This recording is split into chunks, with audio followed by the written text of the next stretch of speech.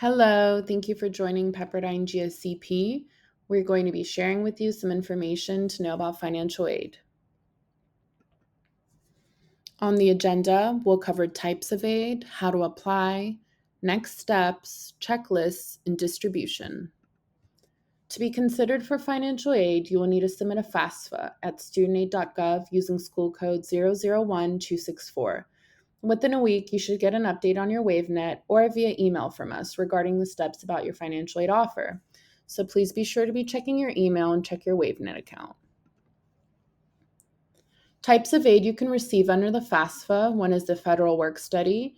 To be considered for federal work study, you need to make sure you have your FAFSA submitted. You must be hired on as a student employment position, and you can apply to these positions via handshake. If you have any additional questions regarding this process, please contact GSCP Student Employment. Once you are hired, then you can indicate interest in using federal work study, and we would check your eligibility and award those funds. The other options are two types of loans. The first is this unsubsidized loan. Unsubsidized means it accrues interest while you're enrolled. Keep in mind the interest rate is at 7.05% and the loan fee is at 1.057%. That total $20,500 loan is split evenly between the terms of enrollment. Now keep in mind if you're a PsyD program, your maximum per year is $33,000. And in order to use this loan, you would need to complete both the loan entrance counseling and master promissory note. These would show up in your to-do list in your WaveNet account upon accepting. Now, the other type of loan is the Graduate Plus loan. It does accrue interest while you are enrolled or as those amounts are being disbursed. You need to be credit approved by the U.S. Department of Education by either applying online or accepting the loan, and it initiates that credit check. If credit approved, you can borrow up to your cost of attendance in this loan.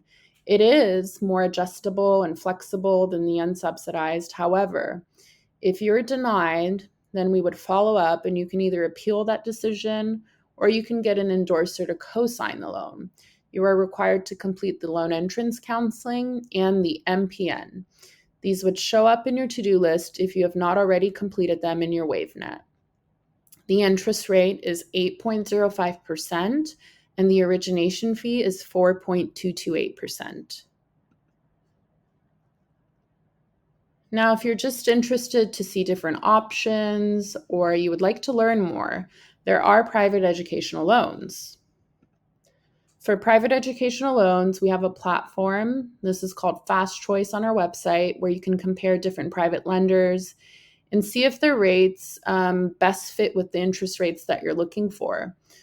So please check this out on our website. Secondly, if you are an international student or a DACA student, you are not eligible to receive any federal student aid. However, you can still receive things like the Pepperdine scholarships, external scholarships, and private loans.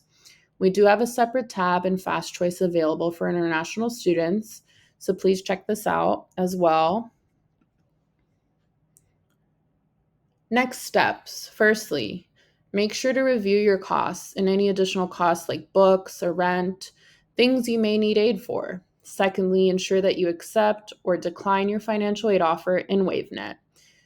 If you need to adjust for any reason with an increase or decrease in the loans, you can contact our office for those additional adjustments. Please keep in mind it is a high volume period and we will do our very best to make sure you have those funds for your classes. Fourthly, please remember to check your WaveNet to-do list items. Make sure those are completed. This really helps avoid delays in financial aid processing. Once those to-do list items are completed, your pending financial aid should disperse prior to the start of class.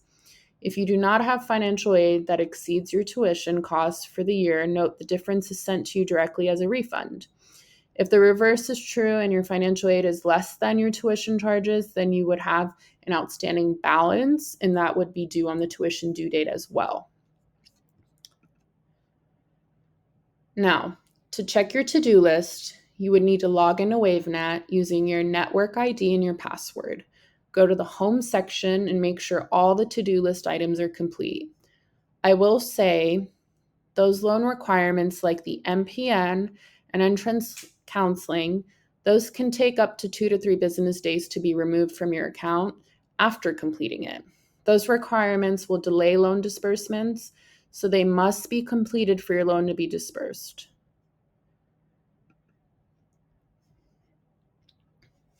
Now, if you see an outstanding balance indicator, this red balance indicator, that just means that there are charges due on your account.